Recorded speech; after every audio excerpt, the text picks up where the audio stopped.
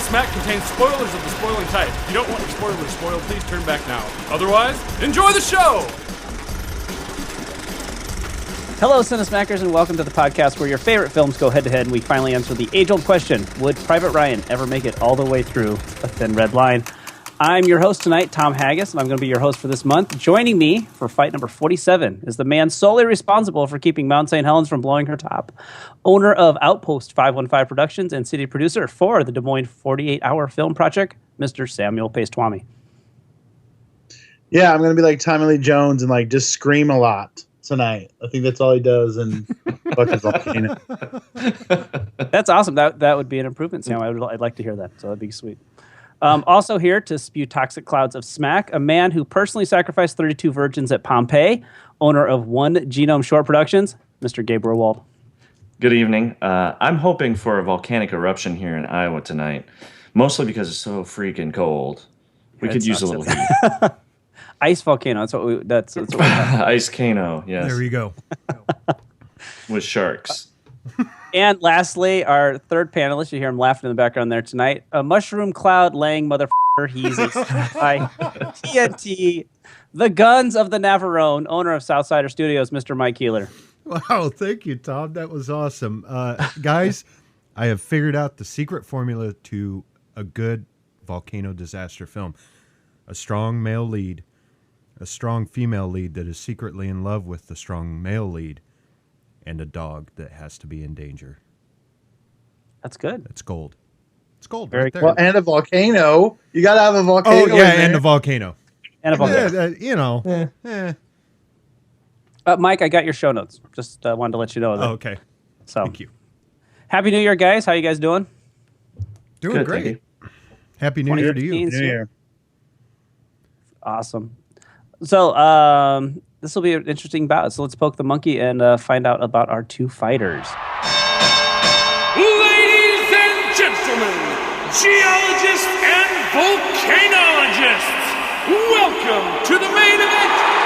Tonight, two studios grapple with Mother Nature. One will save the day, while the other chokes on the ashes. In the first corner, from 1997, directed by Roger Donaldson. Starring Pierce Brosnan, Linda Hamilton, and Jamie Renee Smith. Dante's Peak. In the second corner, from 1997, directed by Nick Jackson. Starring Tommy Lee Jones and Hesh and Gabe Hoffman. Volcano! Okay, so I'm pretty excited about this one. This is kind of your classic studio pissing contest, and there's nothing that I love more than a $200 million game of chicken. That's true. It's these twin films is kind of at the heart of Cinesmack.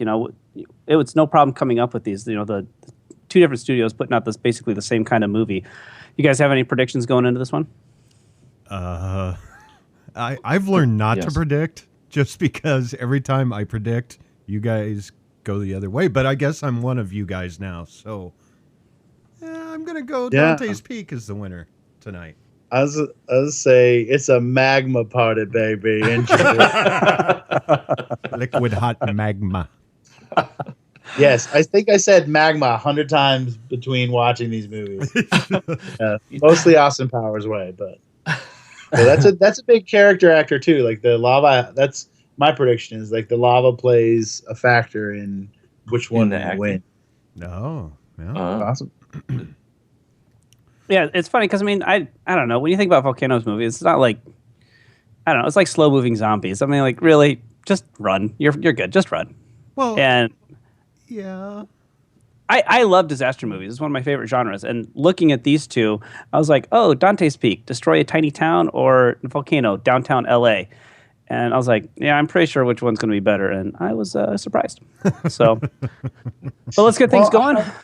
Yeah. What? Yeah. Let's do it. All right, Mike, writing. Kick it. All right. Well, writing. Well, like I said at the opening, all you need is the guy, the gal who's secretly in love with the guy, and the dog. and a volcano, and that's it. But for writing, for me, I enjoyed the writing of Dante's Peak a little better. You actually got some backstory on Pierce Brosnan's character. Not so much his training, but the fact that he lost the love of his life to a damn volcano.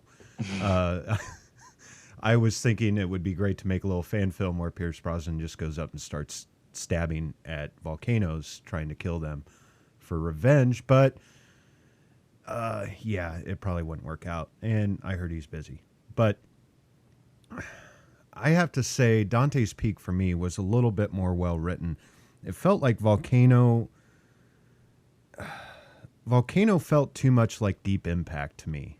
And I know Deep Impact won our bout a few years ago against Armageddon. But it just felt kind of TV movie-ish, which there's nothing wrong with that, except that you're spending, $200 million to go up against another volcano film. And yeah, and what's with the shit of the racial statement at the end? Like, oh, I know. I know. Yeah, that seemed strange how it kind of got thrown in there. I know what you're talking about. It's like that. It didn't seem like that was a major theme, but they kind of like, we're going to make a little statement in here. In the middle of our disaster movie, we're going to make a statement about race. Right. And it's 2015. We've come so far. Thank you, Volcano. Yes.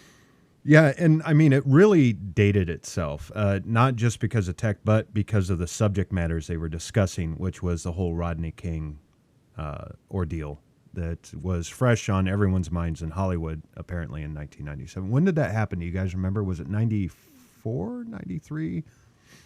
Something like that. I'll look it up while someone else is talking.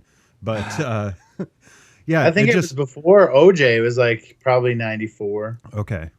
Yeah, it really, it felt dated, and some of the dialogue was just, I just kind of, and I mean, okay, come on. We're talking about disaster films. They are normally just there for the spectacle. We've seen,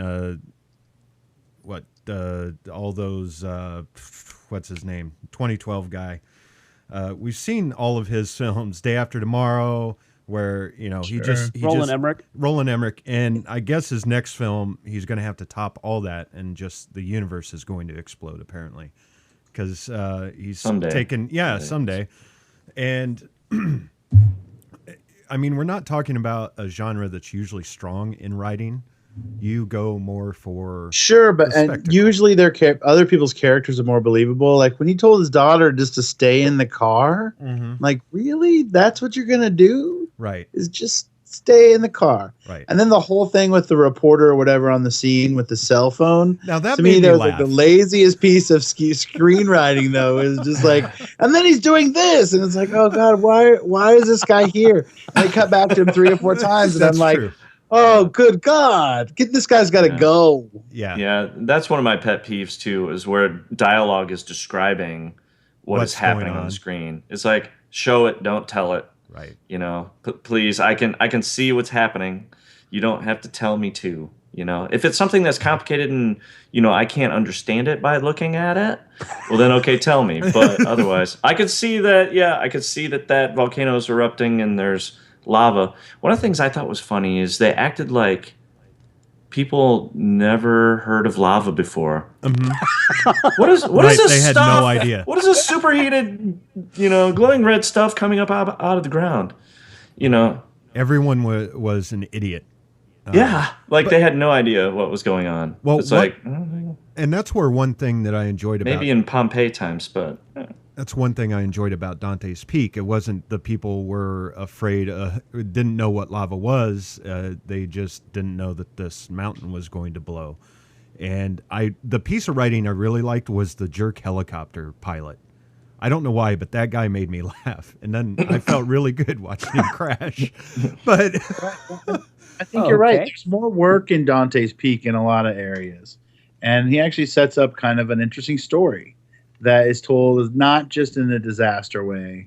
And it actually, the stronger script, I think, actually requires a better performance out of, and I know we'll probably talk about this in the next round, but better performance out of the actor because there's more meat there. Right. Yeah, and there's definitely better character development in Dante's Peak. You know And what? And one other thing I need to add to my formula: we need to have kids that go into places they're not supposed to go. Because in both films, we had that boy that was right under that building or right near that building that was going to come down, and then in Dante's Peak, and stood there like, I know. hey, And Tommy Lee Jones outruns a building falling. I mean, he's fast. but and also the writing. I have to talk about the lava in Dante's Peak and the truck driving through it. Yeah. That felt like a little bit of Hollywood made up physics right there. I guess That's where they lost you, huh? Okay. Well, no, that's not. in Volcano, there's a point in Volcano where it looked like the lava ejaculated on the girl. Well, that's And true. It was like, Get oh it my off. god, that's really Get bad. it off. Why did I not notice that? I'm the kind of person who would notice that. But Well, maybe sneeze. Maybe some people would say sneeze, but definitely like transferred Transferred fluid. But the whole, I mean, that truck would have been just toast. The gasoline would have ignited whatever in the tank. That bothered me. And then the other thing that bothered me was in Volcano, they were like, okay, we're going to put these K-rails around. K-rails are not waterproof, let alone lava-proof. And I mean, Yeah, even when they show them, you can see all just the like gaps. that's gonna stop the fucking lava. Right. And then, hold on, we got to get to this point, and I know it's got to be the script's fault. I'm not saying it belongs in another category, but they have 20 minutes to set charges in a building and an entire street to blow it up. I'd like to check the actual screen time on that, because I feel like it was more than 20 minutes on the screen. But I don't know. And of course, you've got to have the friend of the main character. He has to die somehow, in a horrible way, because you had the guy in the building. He's like, just tell him, just go, and then the guy on the bridge. But I'm rambling. Go ahead. No, it was Volcano where the guy was in the train too, right? And he saved the train driver and jumped down into the lava.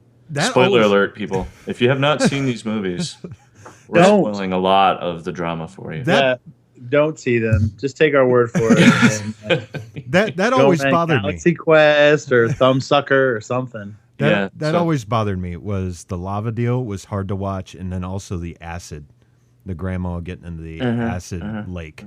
Those were always hard for me to watch. I don't know why. Yeah. Might be just... Well, I wondered about... I think one of the things that we'll discuss maybe in the overall section is maybe the scientific merit of these movies. Because when you get into a movie like this, a disaster movie of this type, you definitely have to think about the scientific plausibility of some of these things happening. And how, was one more accurate scientifically? Did they stretch the boundaries of science for drama, and did they stretch them too far? So we'll definitely both just ignored, because usually there's some kind of tremors and shit that it's not just it's gonna necessarily blow or slowly ooze out.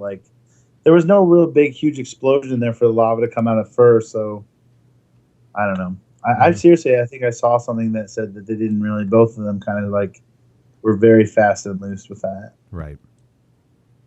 Yeah, well, and the one that I didn't research it. I should have looked, but one that definitely kind of made me think was the acid water in the lake, like you were talking about. Can that really happen? And if it does become acidic because of chemicals leached from the earth into the water, I mean, does it become like hydrochloric acid like that? Right. That's like melting things, or does it just become the kind of thing where you might not want to get that in your eye. It could burn a little bit, or I wouldn't drink that if I were you. You might get indigestion, I don't know. I thought that was a bit of a stretch too. Oh, by the way, Rodney King was 92. So just 92. get that out of there.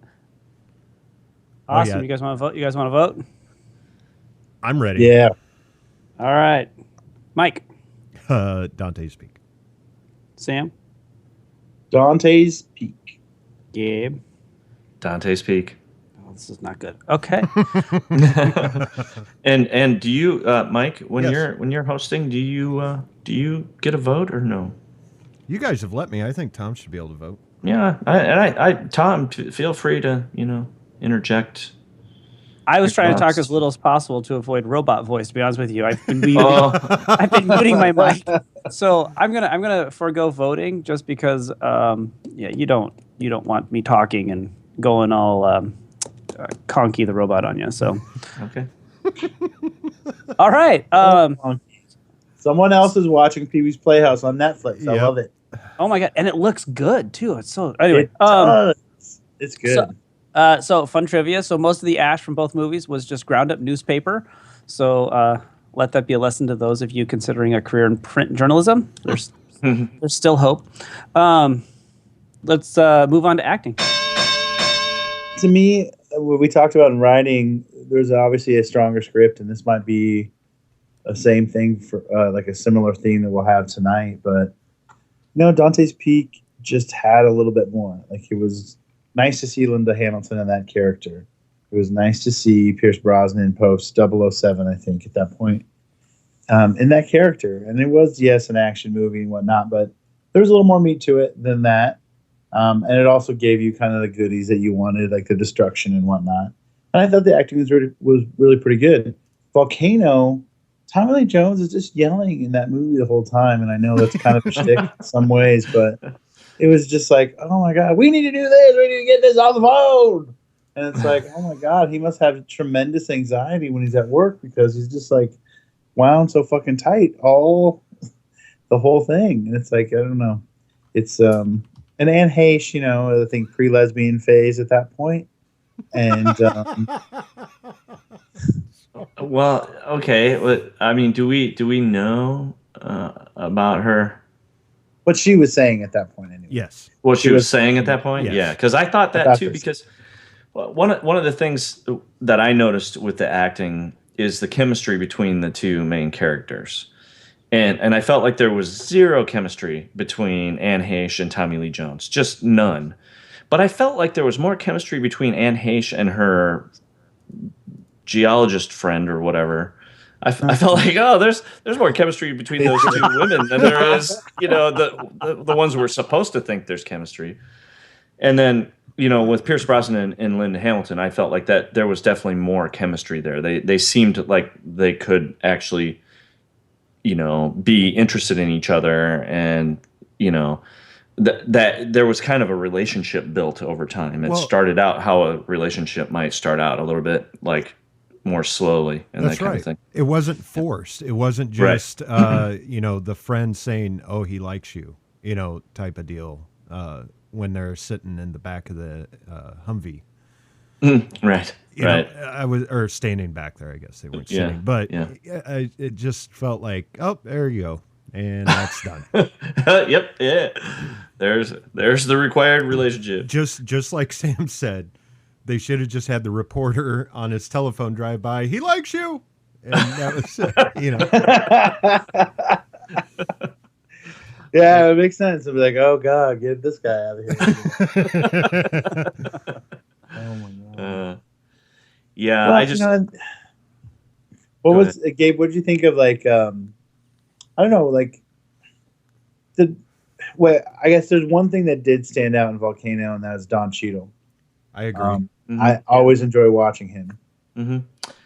We talked a little bit about Tommy Lee Jones. I think it was Tommy Lee Jones. It was kind of his shtick. It's kind of what he does. I thought, oh, this is Tommy Lee Jones. It's the character he almost always plays. And I liked Don Cheadle better, but I felt like it was a little bit of his shtick too. I didn't feel like any of them really stretched their acting, boundaries very much. I don't know. And even Anne Heche, I just didn't feel like she didn't seem convincing when, her friend died. She just didn't seem really all that distraught over it. And I don't know. There wasn't any emotional power to their acting throughout. She was kind of wandering around the park like she lost a contact or something. Right. Yeah, yeah. Yeah, that's a good point. But getting back to Tommy Lee Jones, it's like, oh my God, I loved him in The Fugitive, and I've liked him in other films, but it was like this was just, I don't know. Apparently, he just felt like he needed a paycheck. In my opinion, it seemed phoned in. He was just there to do his Tommy Lee Jones thing, and that was it. Mm-hmm. Mm-hmm. Just don't get in the way of the volcano, Tommy. Right. Yeah, but there seriously was no chemistry between him and Hanks. And she was just, even though the script maybe called for her to be younger or whatever, it just was kind of like, when you saw them together at the end and whatever, it just kind of looks like, well, there's a guy and his daughter and some girl that's sitting there. It's like, right. Well, the illusion wasn't even there for me. So it was like, it's hard to, in those type of movies, you have the caricatures. And if you can't even get that part right, it's hard to accept that movie. That's how I felt almost all of Volcano. Well, and the age difference was just such a huge gap between the two of them. I mean, Anne Heche was born in 1969 and Tommy Lee Jones was born in 1946. And they didn't do anything. Like I said, it was just that one mention, and then that was it. Like, they didn't build upon it. Like, why this young woman would want an older man. Is it because he yells a lot? Because he's in charge? Because he loves his daughter and his dog? I don't know. It just bothered me. I agree with you guys. There was no chemistry. Other than Don. In Volcano, there was one other guy that was the dad in Bubble Boy. I forget his name. You know what I'm talking about? The guy that is his boss that has cut himself shaving. He's got a Band-Aid on. Oh yeah, is he the guy that saves the train driver and jumps into the lava? Is that who you're talking about? The guy that he kind of has this contentious relationship with. Yeah. Yeah, I know who you're talking about. I like him. We should know his name though, right? It's not like it's the acting category or anything. Right. John Carroll Lynch. I'm trying to look it up. John Carroll Lynch? Is that Lynch? He's quite a bit. He's in a lot of stuff. Yeah. He is in a lot. I remember him from Bubble Boy because I love Bubble Boy. He's the dad. If you have, this is my mini recommendation: go see Bubble Boy. But he's also the clown from the most recent. I just found that out and I forgot about it. It's he's that creepy Twisty clown? the clown in the American Horror Story. Oh wow! Yeah, really? I didn't know that was him. I haven't really been watching, but I saw Tosh showed me a scene of that clown, and it was pretty creepy. Wow, It's a year show. I mean, I did like him. He seemed, of course, that should go back in the writing, but who has software on their computer where they can put in the bets of what the earthquake was and then shows a little dollar sign? Back then, Yeah. I was like, custom that's playing to the dumbest person in the audience. I mean, that's exactly what it was doing. I want to point out who has that now? What's that? I'm that? working on an Oscar poll spreadsheet, and it's been 6 months in the making. Let me tell you. I want to point out that in Dante's Peak, one of the council members is Brian Reddy. Name might not be familiar, but if you're a Seinfeld fan, he played Dan the High Talker in the episodes. What was the episode? It was The Pledge Drive. It's when Jerry's interested in this woman, and every time Elaine calls the place, Dan answers, and she thinks it's her because he's a high talker. And I saw him. I was like, oh, it's Dan. So, yeah. And then Grant Heslov, who played Greg, he was the guy that loved the coffee. Yep. He is in one of my favorite movies ever, as I believe it is Faisal. I want to say was his name in the movie. Yeah, Faisal. And that's True Lies. He is one of Hollywood's biggest producers now. Is he? Yes, he produced. He won an Oscar for producing Argo, and he produced Monuments Men, and he and George Clooney he does all of George Clooney's movies now. So he is quite the moneymaker. I won't hold Monuments Men against him. I won't either. Oh.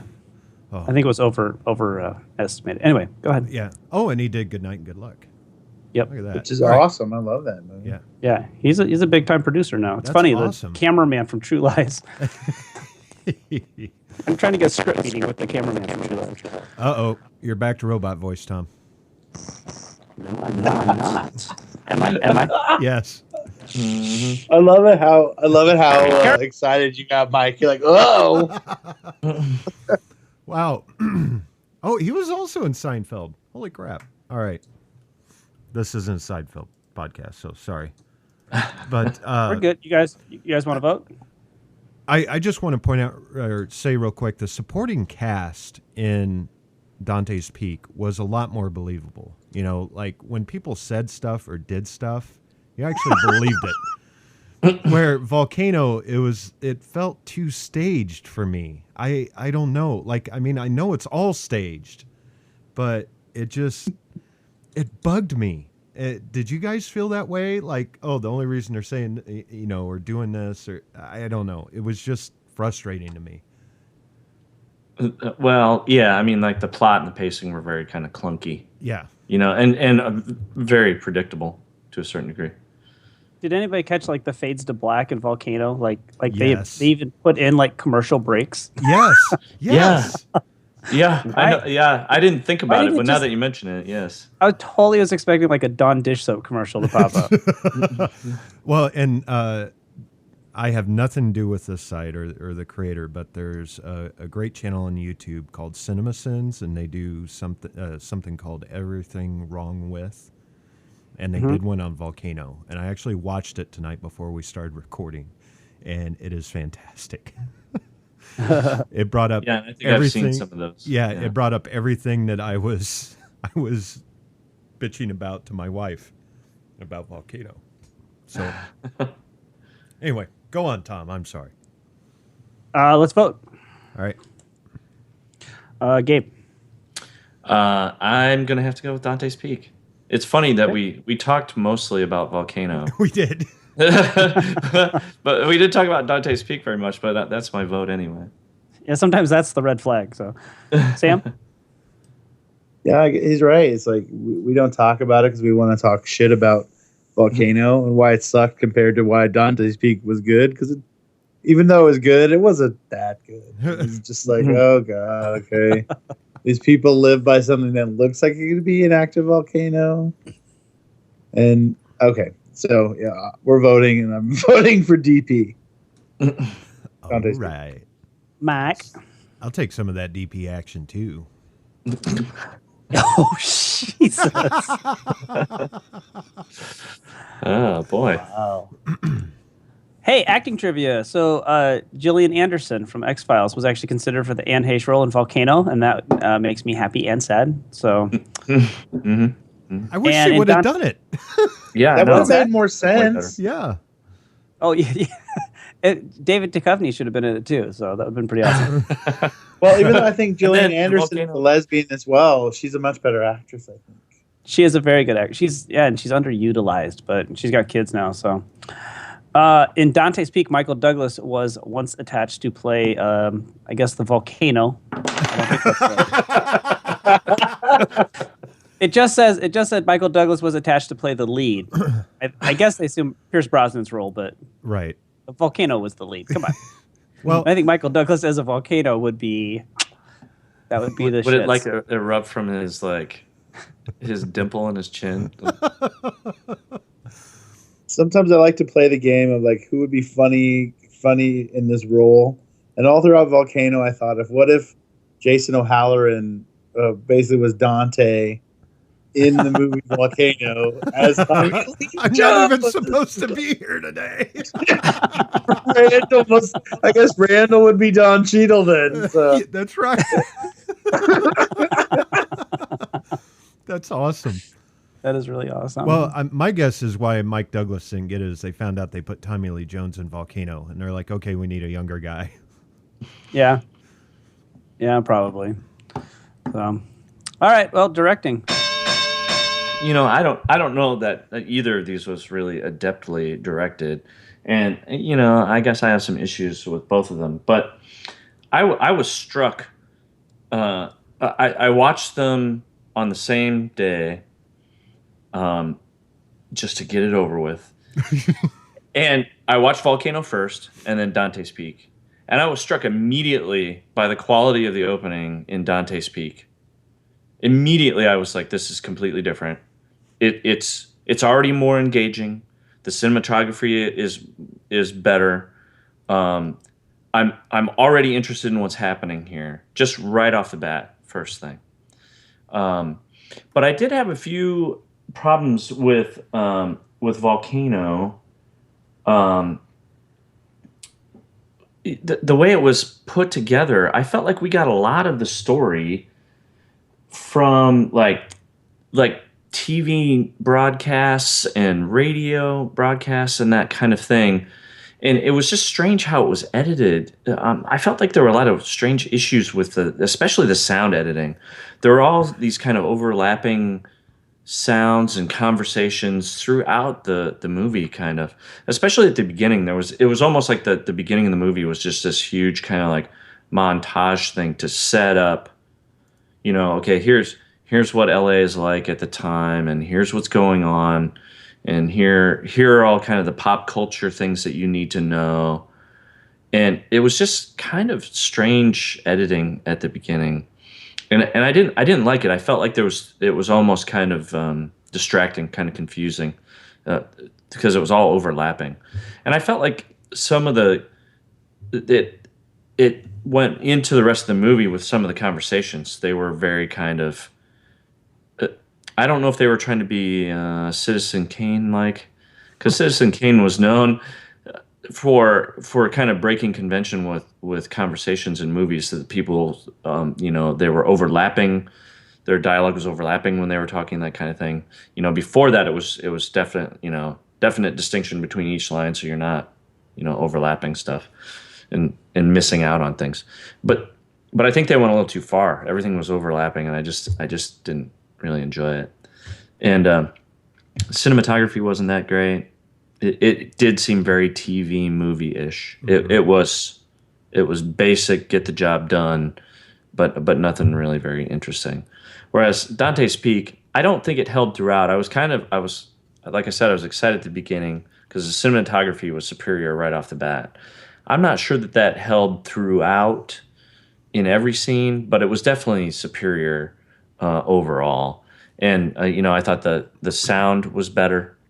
The levels were better. I just felt like it was more competently shot and directed.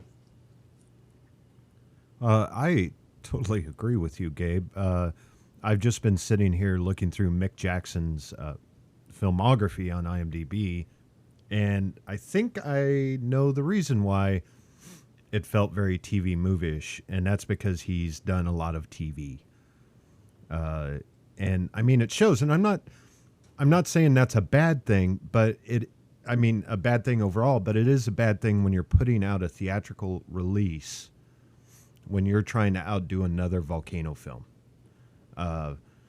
giving it to a TV director. And watching it, I just felt like there was not coverage of certain things. It was just kind of a wide, and then that was it. There were none of those, they're called inserts, but some of my group, when we're shooting them, like, get a dog shot, and it's just something that we can cut away to in case something doesn't sync up right, or we just need to break the shot. And I felt that Roger Donaldson, on the other hand, with Dante's Peak, did some pretty good coverage in the shooting of the film. I was blown away instantly, like you, Gabe, with the opening. Like, it grabs you. And it's not this montage of, hey, we're in LA after you've already seen the skyline. But I really enjoyed some of the shots, not all of them. I think he did kind of, sit down and count his money on his director's chair at some point. But I loved the special effects shots in Dante's Peak so much more than the ones in Volcano. Oh, yeah. Volcanoes were horrible. Like the They overhead were. with the lava flow is Yeah. like, Jesus, didn't you just watch The Blob? Had better stuff back in the 50s. Right. And well, another And better thing that, flow sometimes to the lava for those effects too. It's like, although Dante's Peak's lava was a little bit chunky for me and it moved too fast. But what are you gonna do? well, what I was going to say is one thing that bothered me, and I don't know if this was the director's call, but it's going to fall on his head, was when the lava's coming down and Tommy Lee Jones is trying to rescue the guy and the palm tree falls down right next to the bus. Oh my God, they're trapped. That's the only palm tree that's fallen. Why haven't the others fallen as well when they're, been in the lava longer and are a lot deeper in the lava itself? Like they should just be falling over, set ablaze.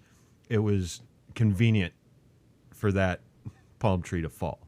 And and it fell understand perfectly. It fell perfectly, so there was no other way out. Right. And that's, to me, I think that was a bad call. And just like I said, the effects shots, the shots that they grabbed for the effects were just not good. The worst to me were the helicopters. Yes, the helicopters, and then just the volcano itself. When they're showing it erupting, something was weird about it. It felt like it was slowed down. They did it at the correct frame rate, and then they're like, "Oh, we need to make it slower," so they just slowed it down. So, like, it bothered me. Like, it was not. It just I don't know. And all the cars still traveling by. I know you're trying to say that LAans don't care; they're just trying to get to work. But there's a freaking volcano right next to you. You wouldn't still be driving. But and then for Dante's Peak, I liked the cinematography over the volcano when they were shooting, on the rim, and they were supposed to be going down, taking levels with the robot and stuff. I agree with the whole lava thing, just because I was a nerd for Mount St. Helens, and most of the time, those type of volcanoes don't have lava like that. But that could just that could be in the writing, or that could be also the director itself saying, "Yeah, let's have some more lava." I'm sure if Michael Bay did it, there'd be lava everywhere. It would be and exploding lava. It would be like a tsunami of lava. That's right. Yeah, it'd be like 10 stories tall, and it could transform. Well, it's funny. Like Dante's Peak, in a way, takes like, in some ways, at the beginning, it felt like Jaws to me. Like the city that doesn't necessarily want to close down. Uh-huh. Mm-hmm. It's going to be this celebration, and then I guess I also read somewhere somebody described it as Twister meets a set with a volcano instead of a tornado. Oh, that's which in some ways, yeah. Yeah. It would have been cool if there was like a cow in the lava. Lava cow. Yeah. Hurry up, folks! Hamburgers! Hurry up! But I overall, the directing for me, Dante's Peak, it just felt more cinematic. I mean, it did have its low points with some of the shots, but man, I can't tell you one shot that I enjoyed in Volcano. Like, I was like, okay, that's passable. I mean, they're just trying to get it done. It felt like. Yeah. And I've killed the conversation. No.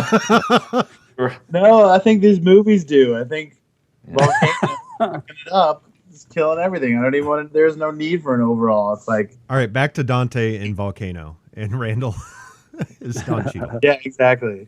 Tom, I have a small amount of trivia about Roger Donaldson, if I may. Who? The director of Dante's Peak. I'm sorry, I was unaware either of these films had a director, but go ahead. Yes. He directed another movie with Pierce Brosnan that came out recently called November Man. And I was told by an old colleague in college that she had worked for Roger Donaldson, and she gave him reels from some of the students for him to review for some reason or another. I'm not sure why, but she said, I think I did a fight scene in college as one of my projects, kind of an editing project. And she said, I think your fight scene from college inspired a scene in November Man. And I was like, what? Really? So I had to check it out. So I watched November Man. And sure enough, there was a scene that I think maybe the scenery of my fight scene maybe inspired the scenery in that other. It was a very industrial looking, and it was very similar in that respect. There was very little else that reminded me of my thing in college, so I'm not sure I inspired him that much. But he was like, "Oh, that's a cool set that they're on there. Maybe I'll do something like that." But yeah, so that's my little kind of personal trivia about Roger Donaldson. Nice. So he may have seen movies that I made in college, and they may have inspired him somewhat. Do you still have that movie? I do, but my biggest issue, I don't think I have it on video or digital. I still have the 16 millimeter with Nice. it's got a separate soundtrack on mag tape. So I don't really have a good way. I don't know how I'm going to get it transferred. I have a number of films from college that are still on 16 millimeter film. Now, did you shoot it or did you edit it? Both. Both? I shot it and edited and it's just a really short piece, and it was just kind of, I chose a fight scene because I wanted it to be kind of a challenge from an editing standpoint, to like continuity and that kind of thing. I want a side by side. I want you to do a side by side. I want you to get that and just do this both scenes side by side, in the same frame and just. That's an interesting idea. I'll have to see if I can get that transferred. I don't know. Maybe I'll check with Sam later and see if he knows anyone who can do 16 millimeter. Yeah, I don't have 16 millimeter transfer is available at Put It On Video. Okay, there you go. But I do soundtrack is on old magnetic tape, so I don't know. So it's dual system. Yeah. Yeah. Okay. Yeah. We can talk about that later. Nice. All right. This episode is brought to you by Put It On Video. Hey, I would try to all set your y'all video business if I can. I know we try to get Tom at Cheshire Moon Films and Wedding Rewind. Don't do that. Don't whore yourself out. Yes, I'm sold out. I made $10 for tonight. I'm gonna bill you all $5. Jeez. I'm cheap. All right. Let me put 3 little hash marks under Dante's Peak. Let's vote. Yeah, Dante speak. Yeah, I'm done. Dante's Peak. Yep. I predicted it. I'm so smart. Not much trivia, but most of Dante's Peak was shot in Wallace, Idaho, the self-proclaimed center of the universe. It's actually stamped on their manhole covers in town. Really? So science has never been a real big resident of the Wallace, Idaho. So that's really all I got for that. So as I said, lacking direction, lacking trivia about direction. So, but Gabe, thank you very much for filling us in. So. Let's hit overall. I have brought up the goofs and the factual errors here for both films. And let's start out with Volcano. During the first big tremor, the city has a blackout and goes completely dark. The car headlights, which are not attached to the power grid, should still be visible. Lava is much hotter than indicated, and approaching it as close as shown in the movie would cause certain death. Helicopters flying around, which we learned in Dante's Peak, but the volcanic ash should have clogged the engines. Eruptions that produce lots of flowing lava don't produce heavy ash fall. And those are just a few for Volcano. And for Dante's Peak, when they drive the green pickup truck over the thinly crusted lava flow, the truck comes off the flow with nothing more than 4 flat tires and a charred bottom. In reality, lava is capable of temperatures as high as 2,000 degrees, which would have melted the undercarriage and left them trapped. The boat engine was water-cooled by taking in water from the lake and running it through the engine. The acid in the lake would have caused the engine to seize very quickly. And in one of the scenes, the pickup truck was trying to outrun the pyroclastic cloud. A pyroclastic cloud moves at up to 450 miles an hour and could not possibly be outrun by a truck with no tires. So, yeah. Bitch. And like I said, I know it's a movie and it's supposed to add drama, where you would be dead. True. But those are some factual errors that, kind of bothered me as well. I think overall for me, we already kind of talked about the visual effects, but I'm still going with Dante's Peak on the visual effects. The only thing I did enjoy for Volcano were the explosions. That was the only thing. The only thing worth mentioning. Like when they blew up the street. That looked and Tommy good. Lee Jones he's not only avoiding a falling building, but also the explosions that are approaching. Right. And he somehow got a radio, which he could have used when they were yelling at the K-rails and everything else. Right. That was the epitome of drama there for me. I was worried. I didn't know if he was going to make it or not. Well, I think they should have had the reporter drive by and say, the kid's over there. Oh my God, there's a child trapped. Whatever the character's name is, he's running. I don't remember what his character's name was. Mike. It's Mike. It was Mike? It was Mike. Oh, Yeah. I don't remember that. Yeah. I was like, Mike's running. running. A character named Mike. And then I was like, no, I don't like this movie. But let's see. What else do we... score, same. I enjoyed the music in Dante's Peak, although I did enjoy the little L.A. song at the end of Volcano, even though those letters take forever, and you already know what it's going to say. I think that's it for me. Speaking of the score, I felt at times that the score for Volcano sounded a lot like The Fugitive. Because I have the Fugitive score, and I used to listen to it a lot. I used to like it a lot. So I was like, that sounds really familiar. It sounds like the Fugitive. It sounded so much like it that I actually looked to see if it was the same composer, and it's not. It's not, huh? No. I was kind of surprised because it sounded so close. So not only was Tommy Lee Jones acting derivative, so was the soundtrack, so was the score. But I don't know. Can we vote? Can we vote? Yeah, I guess we can. No, was there anything else? He has nothing else to add. I already talked about the lava. Although, I liked, as much as I didn't like Volcano, I liked the illusion of their lava, like Hollywood lava. It walks that fine line. It wants to be a disaster movie, but it's really kind of lame in the modern sense. It's not campy enough to take itself not seriously to make it more fun for the audience. Like, they actually take themselves seriously, and being poorly shot, it's like, come on. Yeah. Okay. So, if you want to vote, I think everyone's getting close to being done with these films. Yeah, I think so. I kind of feel bad for having a timer run on you guys, to be honest with you. Well, okay, so I guess it also came down as what's more believable, a volcano in the Cascades blowing up or a volcano erupting from an earthquake.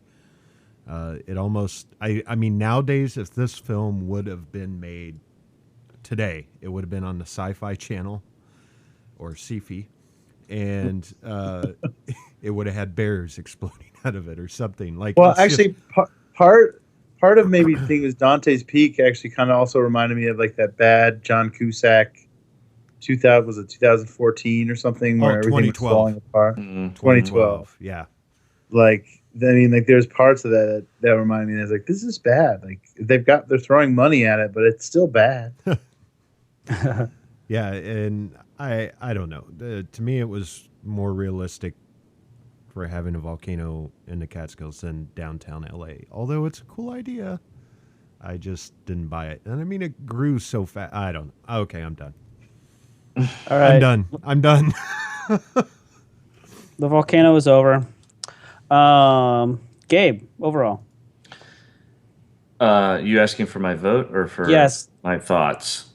if you have any thoughts, you can go ahead and Nah, I don't think about them. You can keep. I don't think there's a lot we have to add. Okay. Yeah. So I'll vote. All right. Can you guess what my vote is? I've already marked it down. Mike? Okay, Dante's Peak. I already marked it down. Okay, so it comes back to rewatchability. I didn't watch either one of these films in the theater. I remember getting them when they came out on VHS. I watched Volcano. I watched Dante's Peak. I've watched Dante's Peak maybe three more times than I have Volcano. So I'm going with Dante's Peak because I actually enjoy the ride. Interesting. Oh, robot voice. Sam? Sam? DP all the way. Yeah. I'm not going to even try and throw it off and say Volcano so we don't have a shutout. I don't know. Not gonna do All it. right. Well, I get out my slide rule and figure out who won this bloodbath. Let's go to recommendations and go back to Sam. Sam, what's your recommendation for this show? I think people should go watch The Interview on demand. Don't watch it for free. Pay for $5 on YouTube and watch an HD quality version of it. I watched it the other day with my husband and I loved it. I mean, it wasn't life-changing or anything. It wasn't Shakespeare, but I enjoyed some of the crude humor of it. I think a lot of people are really cutting it down because it's not, there's all this hype. So who knows who manufactured it all? But as a movie itself, it's kind of fun. And also at the same time, there is a portion of me that says, don't tell me what I can and can't watch. I'll be the final judge of that. And I think if we see this on demand and we watch it, don't tell me what I can't watch. And I did enjoy it. So watch The Interview. Awesome. Thank you very much, Sam. Gabe, you're up next. I'm going to suggest a much better Tommy Lee Jones movie. And we've mentioned it a couple times in the podcast already. I'm going to suggest The Fugitive, because it's kind of the same Tommy Lee Jones character, but just so much better. It's a much, much better movie. And if you haven't seen it, which I'd be surprised if you haven't, but if you haven't, you should definitely see it. It's a good performance by Harrison Ford. It's a good performance by Tommy Lee Jones. I think they kind of, at certain scenes when they're together, they play well off of each other. And it's an interesting and exciting movie to watch. So, yeah, don't watch Volcano. Watch The Fugitive instead. All right. Thank you, Gabe. And Mike, you are up next. Oh, boy. All right. Well, first off, I just want to say Volcano is the deep impact of volcano films. And Okay, Mike, you're done. You're done. I know you asked me to praise Michael Bay 6 times during the show, and and I did not do that. So no. That's why he wants to recommend Michael Bay's new book, Put the Lava Over There. Oh, we're going there, are we? 5 minutes from the end of the show, and you pulled it. Are you serious? Oh, wow. So, Well, I'm deleting Sam votes for that little crack, sir. That's all right. That's gonna Dante change. speaks still. Does that totally changes things if you take out Sam's votes? It totally turns it on its head. You won't believe it. Wow. All right, I'm going to go with a volcano disaster film. And like I said earlier in the podcast, Mount St. Helens really grabbed my attention when I was younger, and I couldn't get enough of it, especially since they kept playing this film on HBO like every other day. And it was called St. Helens, and it was kind of a dramatization of the eruption in 1980. And it had Art Carney, David Huffman, and Cassie Yates in it. I have not seen it, oh God, probably for 15, 20 years probably. So I don't know how well it holds up, but I'm going to recommend it because Dante's Peak reminds me a lot of it. So there you go. All right. Thank you, Mike. Yep. And for my recommendation, I'm going to recommend a film. It's produced by Steven Spielberg. The director and screenwriter have won an Oscar. It stars 2-time Oscar winner Tom Hanks. The composer has won an Oscar. The DP was a 2-time Oscar nominee. The editor won an Oscar. The production designer has been nominated for 4 Oscars. And the costumer has won 3 Oscars. So this is like a totally kick-ass group of people getting together to make a little film called Joe versus the Volcano. Nice. And it is by far the best volcano movie. And I'm not doing that to be like, hey, look at the funny volcano movie I found. I genuinely love Joe versus Volcano. I think it is a very smart and funny film, and it does not get the credit it deserves because it's really, really well done. And it's a little bit goofy and a little bit silly, but there's a really good story at the heart of it. And it's Tom Hanks doing the silly Tom Hanks thing that Tom Hanks used to do. So watch it and then watch Castaway and pretend he never leaves the island. It's hilarious. All right. Can I change all my votes to Joe versus the Volcano? Dude, I'm not kidding. If you put Joe versus Volcano against the other two, it would totally win. Look at the people behind it. How can it not be good? So I remember it's all dark at first. He's got this like wispy hair and he's all sickly looking. Yeah, there's really cool. There's these really cool themes running through it, about conformity and everything else. It would be kind of cool to put Joe versus the Volcano up against like Monuments Men, like 2 movies that had all this talent and then just for some reason never got picked up by everybody. So, all right, let's turn it over to the big voice in the sky and find out who won. I'm on the edge of my seat. Ladies and gentlemen, may I have your attention, please? Your winner by decision is Dante's Peak! Talk real quick. Tell people where you guys can be found. Let's start with Gabe. You can check me out on Facebook or at onegenomeshort.com. All right, Sam. You can't find me anywhere. He's gone. I might be on Facebook. Email me if you want to. I'll be around. Okay. way to put yourself out there, Sam. Mike. I was taking a drink. I apologize. You can find me on the my book, whatever that is, and of course you can watch all of our films on YouTube. Just search Southsider Studios. Southsiderstudios.com is still under construction, Gabe. And, yes. It's only been a couple of years. And you can also check out the other podcast, although there's not too many anymore, from Southsider Studios on iTunes. What do you mean there's not too many anymore? Well, there's only like 1 or 2 that still kind of go. So we used to be up to like 12. But of other podcasts, you mean? Yeah, of other podcasts by the studio. So I was not aware of that. Yeah.